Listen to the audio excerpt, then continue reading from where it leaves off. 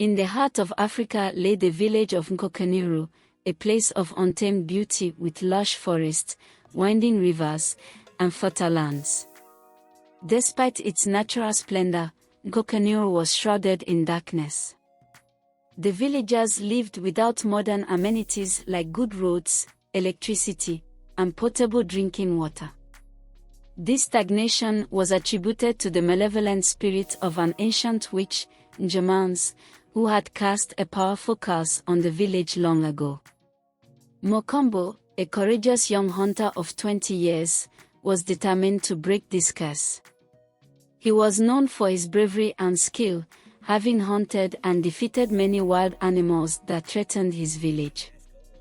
Mokombo's parents, Tota and Chamba, were proud of their son but worried about the dangers he constantly faced.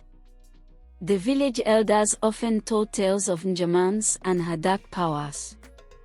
Njamans had once been a respected healer, but after being wronged by the village, she turned to witchcraft, vowing revenge. Her curse had since held the village in its grip, preventing any development and causing hardships for the people. One evening, as the sun set and the villagers gathered around the central fire, the village elder, Poponjak, began to tell the story of Njamans once more. His voice was low and filled with gravity. To break the curse, he said, one must find the heart of Njamans and destroy it. But no one has ever returned from the forest where she resides. Mokombo listened intently, his resolve hardening. He could not stand by and watch his village suffer any longer. He decided then and there to embark on a quest to end Njamans' curse once and for all. The next morning, Mokombo gathered his closest friends, Njomo, the swift-footed runner, Nuis, the sharp-eyed archer, and Mo, the cunning tracker. Together, they formed a formidable team, each bringing unique skills to the mission. Their friendship had been forged through many adventures, and they trusted each other implicitly. As they prepared to leave, the villagers gathered to bid them farewell. Tota and Chamba hugged their son tightly. "Be careful, my son," Tota whispered, his voice choked with emotion. "We are proud of you, but we need you to return safely." Mokombo nodded, feeling the weight of their hopes and fears on his shoulders. He looked at his friends, who shared his determination. They knew the journey would be perilous, but they were ready to face whatever challenges lay ahead. With the village's hopes resting on their shoulders, Mokombo and his friends set off into the dense forest, unaware of the trials and tribulations that awaited them. Little did they know, their courage and unity would be tested in ways they could never have imagined. The forest was thick and daunting, with ancient trees whose branches seemed to stretch endlessly towards the sky, blocking out much of the sunlight. The air was filled with the sounds of birds and insects, creating an eerie symphony that accompanied Mokombo and his friends as they ventured deeper into the woods. The path was barely visible, overgrown with vines and underbrush. As they walked, Njomo kept the group's spirits high with his quick wit and humorous anecdotes. "Remember the time we tried to catch that goat and ended up chasing each other around the village instead?" he said, laughing. The others chuckled, grateful for the distraction from the oppressive atmosphere of the forest. Nuis, ever watchful, scanned their surroundings, her bow always at the ready. She spotted a trail of footprints leading off the path.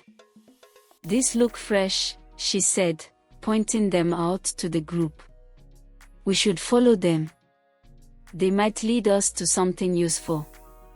Mo knelt to examine the prints more closely. "These are the tracks of a boar," he said. "But look here, these smaller tracks alongside them. They belong to a child. Strange, isn't it?" Mokombo nodded, his curiosity piqued. "Let's see where they lead," he said. They followed the tracks for hours, the forest growing denser and darker around them. The sounds of the forest seemed to grow more ominous, as if unseen eyes were watching their every move. As night fell, they decided to set up camp. More expertly built a fire, and they settled down to rest. The fire's warmth and light provided a small comfort amidst the encroaching darkness. They took turns keeping watch, knowing that danger could strike at any moment. In the middle of the night, Nuis, who was on watch, heard rustling in the bushes. She drew her bow, ready to defend her friends. To her surprise, a small figure emerged from the shadows, a young girl, no older than 10, with wild hair and tattered clothes. "Who are you?" Nuis demanded, keeping her bow trained on the girl. "Please, don't hurt me," the girl pleaded, her voice trembling. "My name is Amora. I was taken by the witch, Njamans. I escaped, but I'm lost. Can you help me?" Nuis lowered her bow and woke the others. Mokombo approached the girl gently. "Amora, we're here to defeat Njamans and lift the curse on our village. Can you tell us anything that might help us?" Amora nodded, tears streaming down her face. "Njamans' lair is deep in the forest, in a place where the trees are black and twisted. She keeps her heart in a hidden chamber, guarded by fierce creatures. But there's a secret path that only I know." Mokombo looked at his friends, their faces filled with determination. "We'll protect you, Amora," he said. "Show us the way." With Amora leading them, they felt a renewed sense of purpose. They knew the journey would be fraught with danger, but they also knew they were one step closer to ending Jaman's reign of terror. As dawn broke, Amora guided them through the forest, her small hand clutching Mokombo's tightly. The path she led them on was narrow and winding, often forcing them to crawl through dense underbrush or climb over fallen trees. Despite the difficulty, the group pressed on, driven by their mission. The forest seemed to resist their progress, with roots and vines stripping them up and branches clawing at their clothes and skin. Yet, Amora's knowledge of the secret paths and hidden dangers proved invaluable. She warned them of pitfalls and traps set by Njamans, helping them avoid numerous dangers. At midday, they reached a clearing with a small stream. They paused to drink and rest, grateful for the respite. Njomo, ever the joker, tried to lighten the mood. "You know, if we went on a mission to save our village, this would make a nice spot for a picnic." The others laughed, and for a moment, the tension eased. But their respite was short-lived. As they prepared to continue their journey, the ground beneath them began to tremble. From the forest emerged a massive creature, covered in scales and bristling with spines. It had the body of a boar and the head of a serpent, with eyes that glowed with a malevolent light. "That's one of Njoman's guardians," Amora cried, her voice filled with fear. Mokombo drew his spear, ready to face the beast. "Stay behind us, Amora," he commanded. "We will protect you." Nues loosed an arrow, striking the creature in the eye. It roared in pain and fury, charging at them with terrifying speed. Mba and Jomo flanked it, trying to distract it while Mokombo aimed for a killing blow. The battle was fierce, with the creature's powerful blows sending them sprawling more than once. Despite their injuries and exhaustion, the friends fought valiantly. Mokombo finally saw an opening and thrust his spear into the creature's heart. With a final, ear-splitting roar, the guardian fell to the ground, lifeless. Breathing heavily, they gathered around the fallen beast. "We need to move quickly," Mokombo said. "Njamans will know we are coming now." They resumed their journey, more determined than ever. The forest grew even darker and more oppressive, as if responding to Njoman's anger. Amora led them to a narrow ravine, hidden by thick foliage.